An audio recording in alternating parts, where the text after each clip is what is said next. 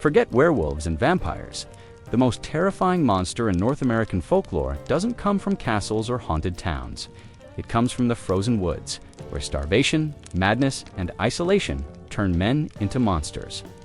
The Wendigo isn't a beast. You hunt it's a spirit that hunts you, born from hunger itself. This is the story of the Wendigo, the creature that stalks through blizzards and nightmares alike, a symbol of what happens when desperation devours humanity. The Wendigo legend comes from the Algonquian-speaking tribes, especially the Cree, Ojibwe, and Algonquin peoples who lived in the vast forests and icy lakes of the northern United States and Canada.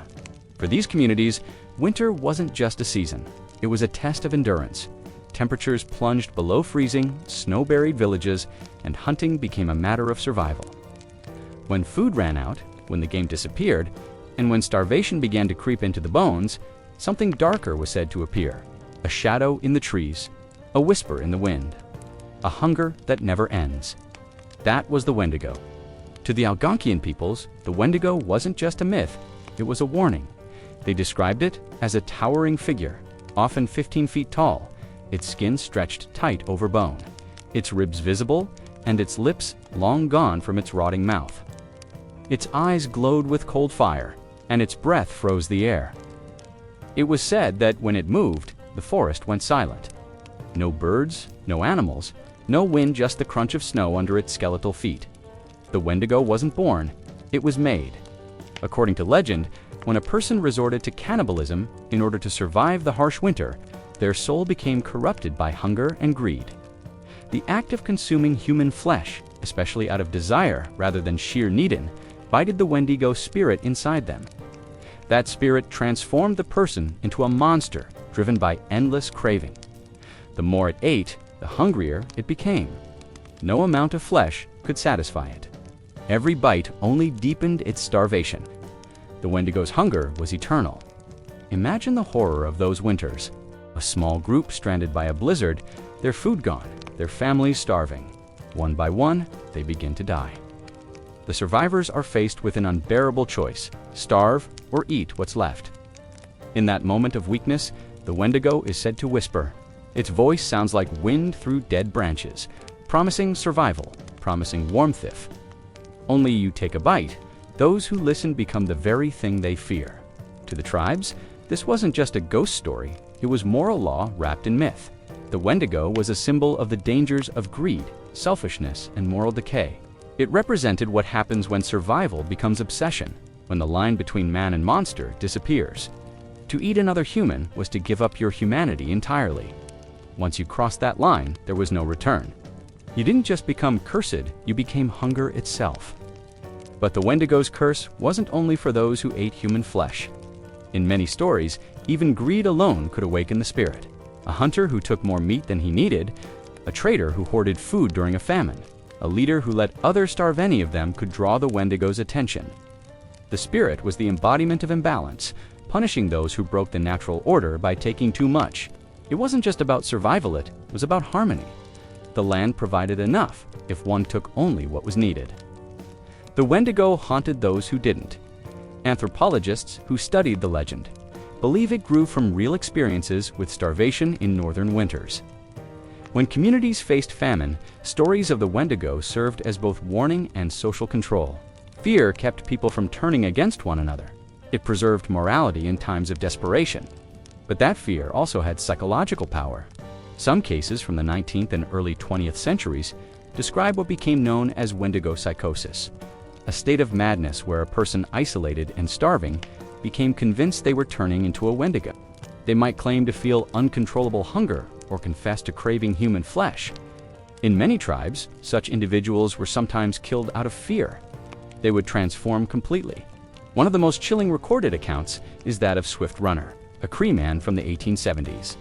During a particularly brutal winter, he and his family were stranded without food. Months later, he emerged alone, claiming his family had died of starvation. But when authorities investigated, they found evidence that Swift Runner had killed and eaten them. He later confessed, saying he had been possessed by the Wendigo. His story spread across Canada, reinforcing the belief that the spirit wasn't just legend, it was real, and it could take hold of anyone who let hunger consume them. The Wendigo became a kind of mirror to the human condition, It wasn't about claws or fangs, it was about appetite. It reflected the darkest corners of survival, where morality and hunger clash. Even today, the story carries weight because it speaks to something timeless. Greed, obsession, and the endless desire for more. Those are hungers that never disappear. They're just no longer about flesh. The Wendigo's hunger can be seen in overconsumption, in exploitation, in the endless chase for wealth. In that sense, the monster never left the forest. It just changed shape. But in the original stories, the Wendigo was more than a metaphor. It was an ever-present fear during winter. Elders would tell children that if they went too far into the woods alone, the Wendigo would find them. If they ate too much, took too much, or wasted food, the Wendigo would smell it and follow their tracks. Campfire tales described how its breath froze the trees, how its scream sounded like the wind tearing through the pines. Some said it could mimic human voices, calling out the names of those it hunted. Others said it could move silently, appearing behind travelers without sound. Either way, no one who saw it ever came back. What made the Wendigo terrifying wasn't its power, but its nature. It didn't kill because it hated. It killed because it needed to attend. It could never stop. Even when it had devoured a whole village, it would keep searching, its body decaying faster than it could heal. In some stories, the Wendigo's heart was made of ice, cold, and black, impossible to melt. Only fire could destroy it, and even then, its spirit would sometimes return with the snow. For many tribes, the Wendigo became a symbol of both punishment and caution. It reminded people to respect balance, to take only what was necessary to care for one another, and to remember that hunger isn't just physical. It can live inside the soul. In that sense, the Wendigo wasn't just a creature. It was a warning that greed consumes everything, including the person who carries it. Even settlers and fur traders began to adopt the tale. By the 1800s, stories of the Wendigo had spread beyond indigenous communities, traveling through journals, missionary reports, and campfire stories across the Great Lakes and beyond. The creature became part of North American folklore, taking on new forms in each retelling. Sometimes it was a giant made of ice and bone. Other times, it was a spirit that rode the winter wind. But the heart of the legend always remained the same: endless hunger born of human weakness. And that's the power of the Wendigo myth.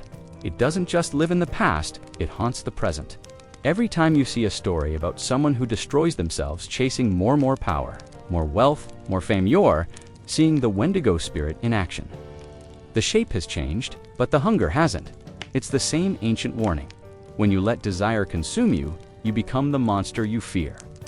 The Algonquian elders understood that lesson long before anyone wrote it down. They didn't need Gothic castles or silver bullets to explain evil. They had the winter, they had hunger, and they had the Wendigo, a story that turned survival into morality and morality into horror. If you're enjoying this story and want more dark legends from history and myth, don't forget to like the video, share your thoughts in the comments, and subscribe to Belmoze, where we uncover the haunting tales that show just how thin the line between man and monster really is. The Wendigo isn't just a monster, it's a transformation. The legend says that a person doesn't meet the Wendigo by chance, they become it. This idea forms the heart of its horror, known as the curse of consumption. When a human being gives in to desperation, when hunger turns into greed, and survival turns into selfishness, the Wendigo takes hold. It's not a sudden transformation. It starts quietly, like frost creeping over a window, until the person's soul is trapped in an endless cycle of hunger. The curse begins with starvation. Imagine being trapped in a snowstorm for weeks. Your supplies gone, your family weak, and the world outside frozen and silent. The cold doesn't just numb your body, it starts to eat away at your mind. In that kind of winter, hunger isn't a feeling, it's a voice. It whispers that you need to survive, that morality can wait, that you can make things right later if you just live through this moment. That whisper is where the Wendigo starts. The Algonquian peoples believed that when a person took that final step, when they consumed human flesh to survive, they opened the door to the spirit. The Wendigo entered not from outside, but from within. It took over the person's body and corrupted their soul. They would begin to lose their humanity, piece by piece. Their body would stretch and twist, their skin turning pale and tight over bone, their eyes glowing with a cold, unnatural light. The transformation was physical, but it was driven by something spiritual, a punishment for violating the sacred boundary of life and death. In some stories, This transformation happened instantly. The person who ate human flesh would collapse, convulsing as their body contorted, their screams echoing through the forest until they rose again as something else. In other versions, it was slower. A survivor might return to their village, appearing normal, but would act strange. They'd hoard food, even when there was plenty. They'd wander into the woods alone, muttering to themselves. They'd lose weight no matter how much they ate. Villagers would begin to whisper. They'd say the person was changing. They'd say the Wendigo had taken them. What made this curse so terrifying was that it could never be satisfied. The Wendigo's hunger only grew with each meal. The more it ate, the emptier it felt. It could devour an entire camp and still starve. This endless craving symbolized greed in its purest form. It wasn't just physical hunger, it was the hunger for more. More food, more power, more control. The Wendigo became a living embodiment of that endless desire, a warning that once you give in to greed, you lose the ability to stop. The Algonquian tribes treated this curse as both spiritual and moral. Cannibalism wasn't only a crime against others, it was a crime against balance. In their worldview, life depended on harmony with nature, respect for the animals, and care for the community. When someone broke that balance by consuming another human, they didn't just harm a person, they disrupted the entire spiritual order. Nature responded with punishment. The Wendigo was that punishment. It was the consequence of taking too much from the world, of seeing life as something to consume rather than respect. There were stories told to keep this lesson alive. One tale speaks of a hunter who became lost in the forest during a brutal winter. For days he wandered, weak from hunger, until he found the frozen body of another traveler. He hesitated, but his stomach twisted in pain. The wind whispered to him, "Eat, and you will live." He gave in. By the time rescuers found him, his face was bloodied, and his eyes were hollow. They brought him back to his village, but something was wrong. That night, he broke into another family's tent and killed them. When they tried to stop him, he was no longer human. His arms had grown long and bony, his mouth stretched wider than before. He was consumed by the curse. From that moment on, he became the Wendigo that haunted the nearby woods. In another version of the story, a greedy chief orders his men to hunt more than they need. He stockpiles food while others starve. His greed grows, and with it, his hunger. No matter how much he eats, he feels empty. One night, the people hear strange noises from his tent. When they enter, they find him transformed, his face distorted, his body elongated, and his eyes burning like ice. He kills his own people before running into the forest, forever cursed to wander as a Wendigo. These stories served as warnings about what greed does to the soul. The curse of consumption was never just about eating human flesh. It was about losing control to your own desires. The Wendigo was what happened when someone's need for survival, wealth, or power became stronger than their humanity. It was an external monster representing an internal truth. The more you take, the more it takes from you. The Algonquian concept of the Wendigo also reflected real fears about winter and scarcity. During the long months of snow, survival depended on sharing and cooperation. A single selfish actum one hiding food or refusing to help could doom an entire group. The Wendigo myth reinforced the value of community. It said that greed doesn't just hurt you, it destroys everyone around you. It was a story built to preserve life by reminding people of death.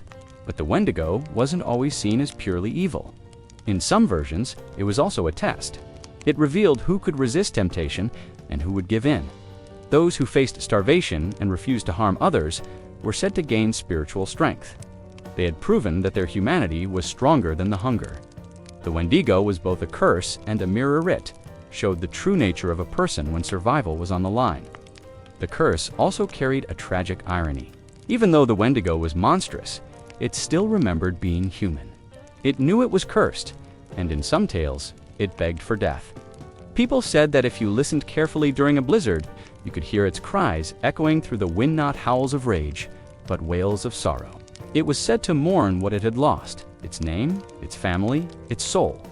The Wendigo didn't just destroy it, suffered that suffering was eternal because the curse could never end. In some tribal traditions, shamans or healers could recognize when someone was becoming a Wendigo. They might try to save the person through ritual cleansing or fire ceremonies meant to drive the spirit out. But if that failed, There was only one solution: death.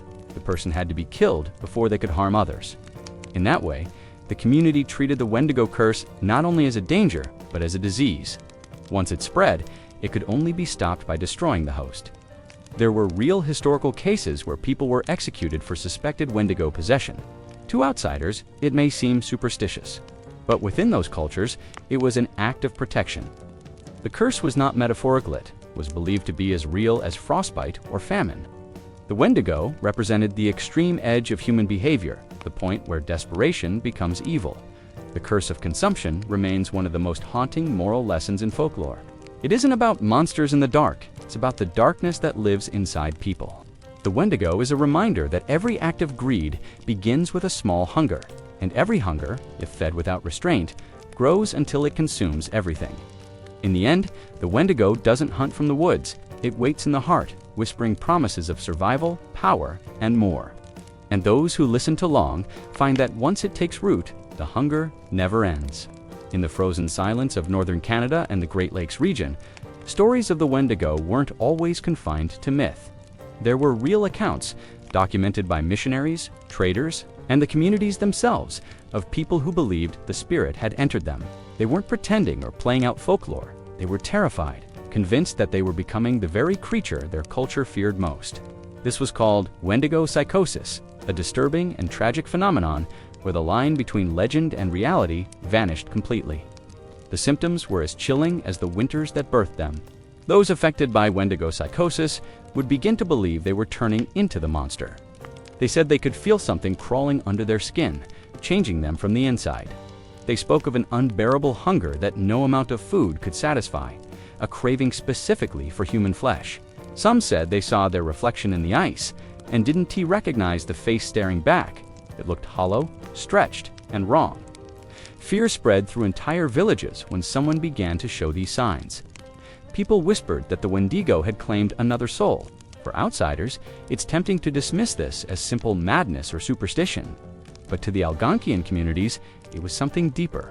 The Wendigo was real, not just as a story, but as a spiritual truth. To them, possession by the Wendigo spirit wasn't a metaphor. It was a terrifying physical reality. When someone showed signs of the curse, it was believed that they were no longer fully human, and that belief shaped what happened next. In many historical cases, once a person claimed to be turning into a Wendigo, once others believed it, the community faced a dreadful choice. Some would isolate the person, hoping the spirit would leave on its own. Shamans might perform cleansing rituals, burning herbs, or chanting to drive out the evil spirit. But if the symptoms continued, the fear only grew. The community couldn't risk letting the Wendigo live among them. If the transformation couldn't be stopped, the only remaining option was execution. It was a grim form of mercy. They believed it was better to kill the host than to let the Wendigo spread its hunger. One of the most infamous real-life cases is that of Swift Runner, a Cree man who lived in Alberta in the late 19th century. He was a strong, healthy, mana-skilled hunter, a father, and a respected member of his community. But during the brutal winter of 1878, he and his family became trapped in deep snow, far from any settlement. When the thaw came and rescuers reached his camp, they found a nightmare. The ground was littered with human bones, some broken open for the marrow. His wife and children were gone. Swift Runner confessed that he had killed and eaten them. When questioned, he didn't try to deny it. He said he had been possessed by the Wendigo spirit.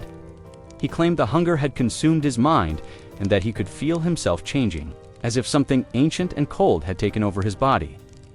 Even after his arrest, he remained calm and clear, insisting that he had been cursed. He was executed later that year, but his story spread across the frontier, reinforcing the belief that the Wendigo was more than a legend. It could reach into the real world. Psychologists and anthropologists who studied the phenomenon in the 20th century saw Wendigo psychosis as a cultural syndrome condition, shaped by the values and beliefs of a specific society. In communities where the Wendigo legend carried deep spiritual weight, fear of becoming one could manifest physically and mentally. The more a person believed in the spirit's power, the more that fear took hold, until it became reality. Hunger, isolation, and trauma all made the mind vulnerable. And when starvation and guilt collided with deeply ingrained myth, the result could be deadly. The terrifying part of Wendigo psychosis was indeed just the belief itself was how completely it could consume a person. Some cases describe individuals who begged to be restrained, crying that they could feel the hunger growing stronger each night. Others claimed to hear the Wendigo whispering to them, telling them to feed. These people were often found shaking, weeping, and terrified of what they might do.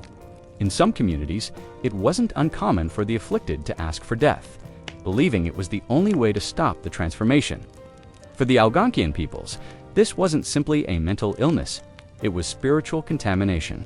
The Wendigo wasn't seen as an abstract symbol of greed or madness. It was a living curse that could infect the heart of anyone who broke the moral code of survival. The fear of it kept communities disciplined during the harshest times. No one wanted to be suspected of selfishness or gluttony. Even an innocent act like hiding food or refusing to share could lead to whispers. Once those whispers began, they could spiral into real terror. European colonists and missionaries who heard these stories often misunderstood them. Some dismissed the Wendigo entirely, calling it native superstition.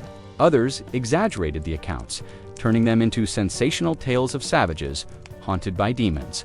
But those who lived among the tribes saw something more complex. They witnessed how deeply starvation and isolation could affect the human mind, and how cultural belief systems gave shape to those breakdowns. For them, Wendigo psychosis wasn't a primitive superstition. It was an extreme example of how belief and survival collide in impossible conditions. One Jesuit missionary in the 1600s recorded that even speaking the creature's name brought unease to a camp. He wrote that a man confessed to feeling the urge to eat his companions after weeks of starvation, and that the others executed him before he could act. The missionary called it diabolical possession, but to the people themselves, it was justice. They didn't see it as murder. They saw it as saving the man's soul from eternal hunger. It's easy to forget how real this fear was. The northern forests were vast and deadly. Winters could last half a year, with temperatures that froze skin in minutes. Entire hunting parties vanished without trace. In those conditions, when someone began to act strange hoarding food, staring into the distance, whispering about hunger, the threat of the Wendigo felt immediate. It wasn't just one person's problem. It was everyone's problem. One wrong decision could doom a whole camp. The only way to protect the community was to eliminate the danger, even if it meant killing one of their own. Some anthropologists have argued that Wendigo psychosis was a way for communities to explain the unexplainable. When starvation drove people to desperate acts, the myth gave those acts a shape. It allowed people to make sense of tragedies, to see it not as random madness, but as something moral and spiritual. It also served as a warning, reinforcing social cohesion. Fear of the Wendigo kept people from turning on each other when food ran out. The story itself helped preserve the tribe. By the 20th century, reports of Wendigo psychosis had nearly vanished. As indigenous communities were displaced, Christianized, and drawn into Western society, the belief system that sustained the phenomenon began to fade. Without the cultural framework that made the Wendigo real, the psychosis lost its power. But the old stories still lingered in memory, and the legend adapted. It moved into modern horror fiction, where it became a symbol of insatiable appetite, greed, and loss of control. Yet for those who remember the old ways, the Wendigo isn't entertainment. It's a reminder of how thin the line is between survival and savagery. In the end, Wendigo psychosis shows how powerfully stories can shape human behavior. It wasn't just a tale told to children. It was a belief that could take hold of the mind and body, turning myth into lived experience. When people live in a world where hunger is constant and the cold never ends, even the strongest can fall into fear. The Wendigo was more than a monster, it was a mirror. It reflected the human struggle between morality and survival, between restraint and consumption, and for those who truly believed that reflection could drive them to madness. In the far northern forests, where the trees seem endless and the silence feels alive, the Wendigo is more than just a story. It's a presence people feel when the wind shifts, when the snow crunches just once too many times behind them, or when the voice of someone they love calls out from the dark only to realize that person is nowhere near. Among hunters, trappers, and those who have lived in the deep woods, stories of the Wendigo aren't about ancient times. They are about the missing. The ones who walked into the forest and never came back.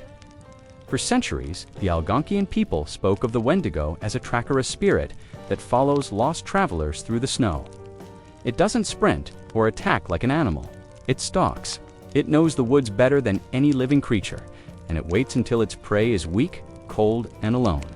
The Wendigo doesn't need to rush. Hunger gives it patience. Its victims, already half frozen and delirious, often don't even realize they're being hunted.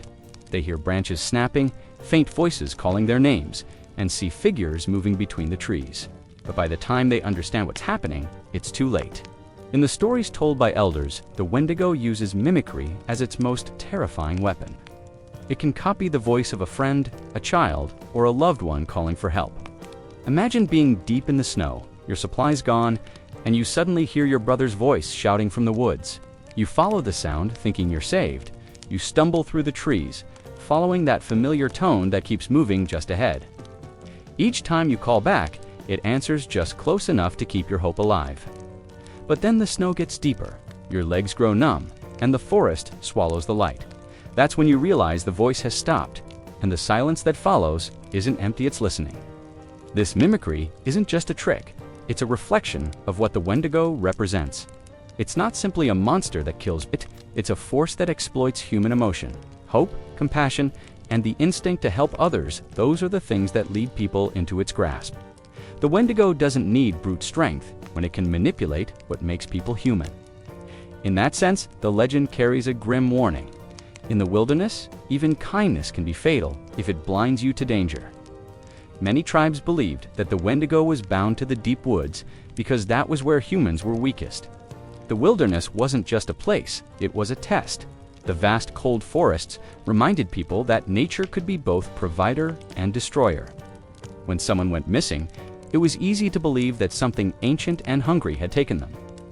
In those lands, a single mistake, a wrong turn, a broken compass, or a misjudged snowstorm could mean death. The Wendigo became the spirit of that fatal error, the embodiment of the consequences of being unprepared, reckless, or greedy in an environment that demanded respect. Even today, stories continue to surface about strange disappearances in remote northern areas. Hunters vanish from well-worn trails. Campers report hearing someone calling their name in the middle of the night, even though they're alone. Search parties sometimes find footprints in the snow that lead deep into the forest and simply stop. As if the person walked off the face of the earth, locals who know the legend whisper the same thing. The Wendigo found another. It's not proof that convinces them it's the pattern. Too many disappearances, too many last words about voices or shadows, too many cases where people ran toward the trees instead of away from them. One of the most well-known of these tales comes from Ontario in the early 1900s. A logging crew near the Great Lakes reported hearing strange howls echoing across the frozen woods each night. One of the workers, a man named Robert, began waking the others at night, saying he heard his wife calling to him from the forest. He insisted she was lost and freezing. His co-workers tried to calm him, but one night he slipped away from camp and followed the voice into the dark. When morning came, they found his tracks leading deep into the trees, perfectly straight for miles, until they ended in a wide clearing. There were no signs of struggle, no blood, no footprints leading back. Just one word, SC. Skeptics say these disappearances can be explained. Snowstorms can erase tracks in minutes. Freezing temperatures can cause hallucinations. The human brain, deprived of warmth and food, can turn friendly memories into deadly illusions. When people go missing in such vast wilderness, there are always natural explanations. But believers counter that. Logic docenty erase the fear people feel when they re-out their it docenty. Explain how so many different tribes across enormous regions share nearly identical accounts of the same creature, the same hunger, the same voice in the woods. For indigenous storytellers, the Wendigo wasn't a random ghost story, it had purpose. It taught survival. Parents told it to children to make them understand how dangerous it was to wander away from the group.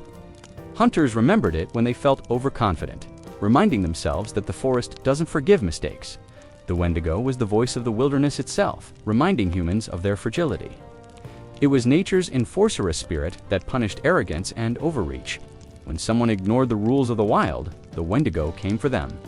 Some modern interpretations have taken this further, suggesting that the Wendigo represents the forest's revenge.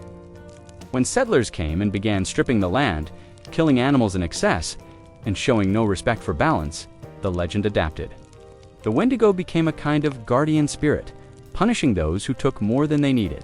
Its hunger mirrored the settlers' greed. The more it ate, the emptier it became. In this sense, the Wendigo wasn't just haunting individuals, it was haunting civilization itself, warning that endless consumption would lead to destruction. The mimicry stories, especially, reflect that moral tension. To the untrained ear, the forest can sound a live wind, through branches can mimic whispers, and cracking ice can echo like distant cries. When you're isolated, those sounds can play tricks on your mind. But to the people who grew up with the legend, those sounds had meaning. They were the forest speaking, testing your awareness. The wise would turn back when they heard their name called from the trees. The foolish would follow and never return. Even in modern times, there are eerie cases that echo the old tales. Rangers in Canada and northern Minnesota have reported finding campers' belongings abandoned near the edges of thick woods, as if they got up and walked away. Some hikers swear they heard someone calling them, only to discover no one else was around for miles. Others describe feeling watched, even when they can't see or hear anything nearby. Technology hasn't erased that primal fear. GPS and satellite phones can't stop the sense that something ancient still moves between the trees. What makes the Wendigo so terrifying isn't just what it does, it's what it represents.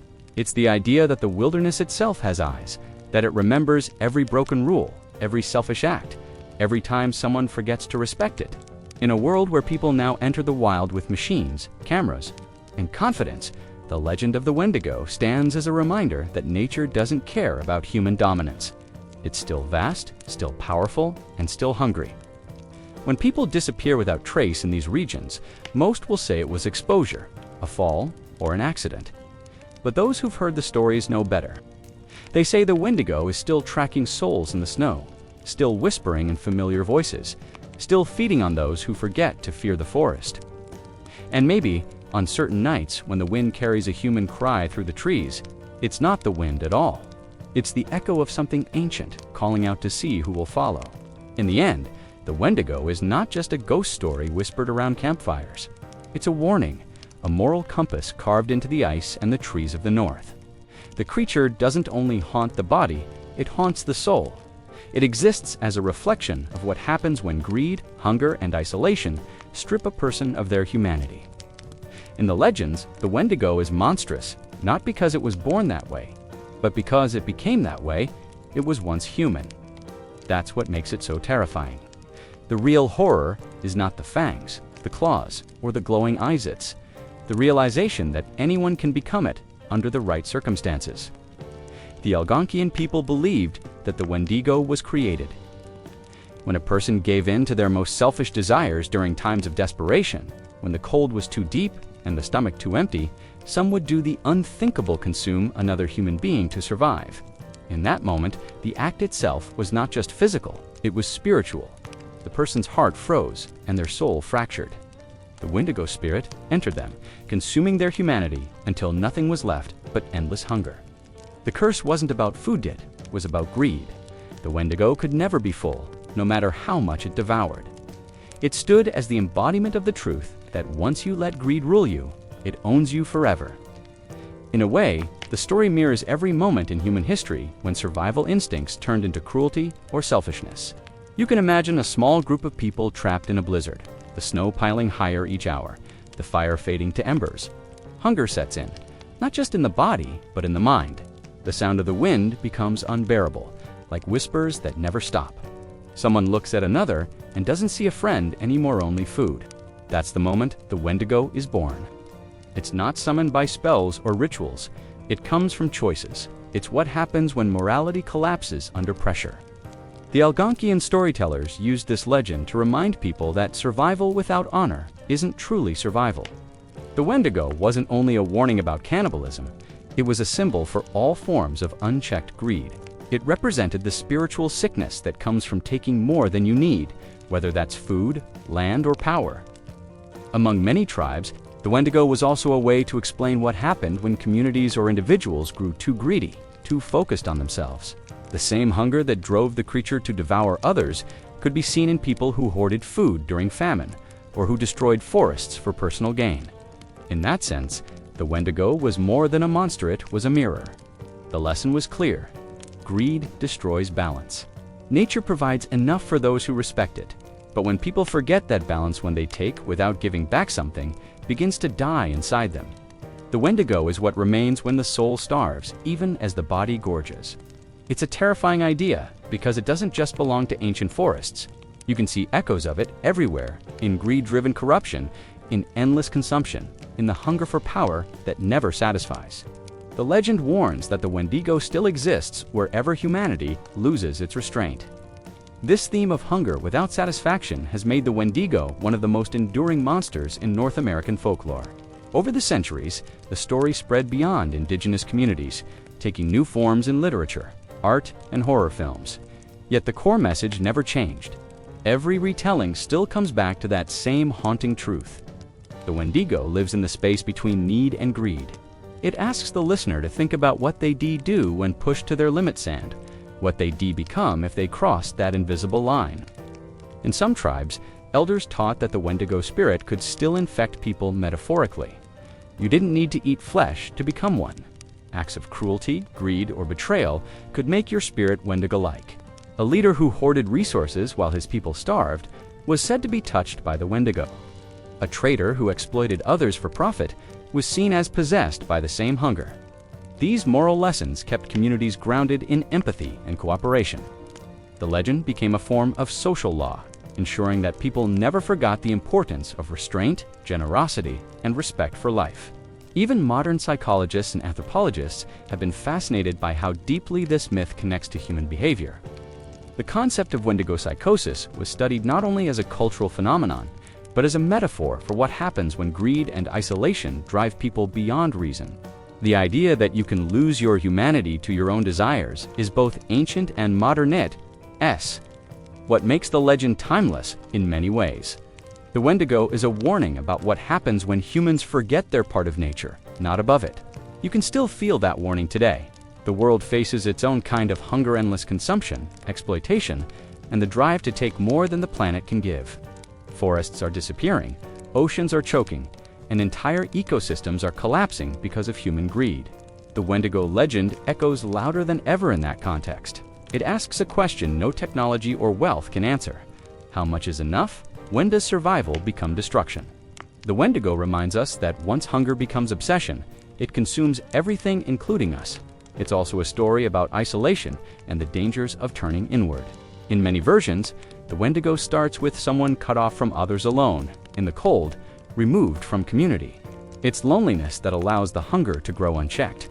That's why the legend also carries a quieter message about connection. Staying close to others, sharing what you have, and holding on to empathy are the best defenses against becoming a monster yourself.